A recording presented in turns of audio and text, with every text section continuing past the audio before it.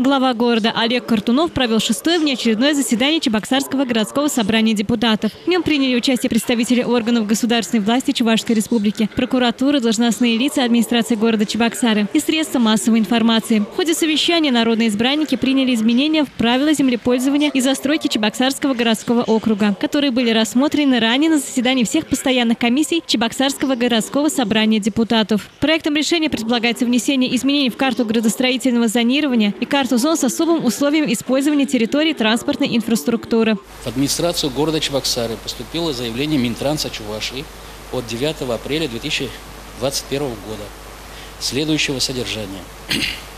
Общество с ограниченной ответственностью Международный аэропорт Чебоксары обеспечивает выполнение работ по реконструкции здания аэровокзального комплекса Международного аэропорта Чебоксары.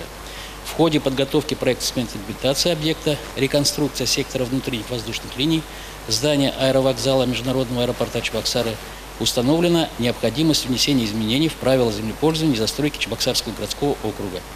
Данные изменения обусловлены использованием для реконструкции объекта земельного участка с кадастровым номером 2101030611-529, имеющего вид разрешенного использования деловое управление. На заседании также был рассмотрен вопрос о досрочном прекращении полномочий депутата Чебоксарского городского собрания депутатов 7-го созыва Владимира Радина. Мной принято решение о досрочном сложении полномочий депутата Чебоксарского городского собрания.